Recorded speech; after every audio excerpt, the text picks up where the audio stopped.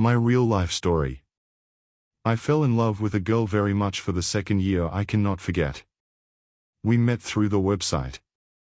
And we met right away. We walked for hours in the park at night and discussed our tastes, morals, ideals. Almost everything agreed, even the name of the unborn child has already been determined. My experience of dealing with girls is poor, which I immediately told her about. She was not against it, she just smiled sweetly. She constantly called me every day and told interesting stories. And at night we walked through the park and looked at the stars. In order to loosen up a bit and start taking steps towards each other, we decided to organize a party in pairs, calling a friend with a girlfriend. After drinking a little bit of drink and playing bottle, we confessed to each other.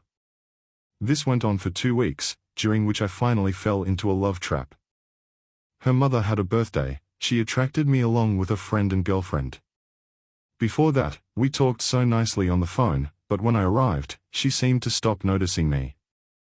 God, it's hard to remember. But okay. After watching the film, our friends retired to the next room, which made it possible for us to also be on the same meal. I already wanted more. Yes, it was sex. I started to tear off her clothes. She began to resist in response, although I am a medium-sized guy and quite plump, but she will be bigger than me and stronger. As a result, my desire overpowered her and I practically started to do this, but she kicked so much that all the same, even by force, it didn't work out for me. Even well, now I would not forgive myself for this. I spoke to her many tender words and bit her ear, licked her breasts, and juicy lips. As a result, he issued the phrase, "I love you so much and I understand that you don't have me, may you be happy with the other," and went to bed exhausted.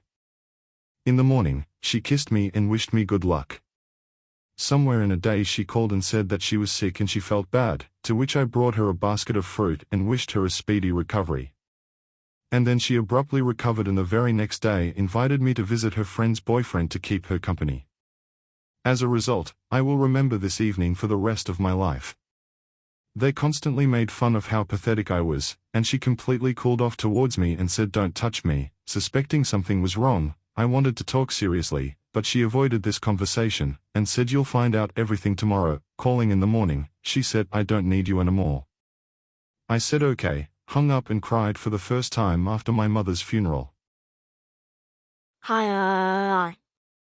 Then you started to follow me, to get me, to cry into the tube. Are you a man? Or a woman, Benet?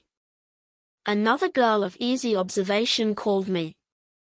Oh, I love you, dear.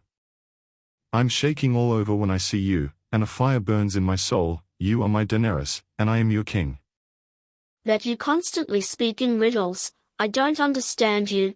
I don't want such a husband for myself. You always stink of sweat, alcohol, and smoking. F you. I want smart and beautiful. Don't look at me anymore. Understood.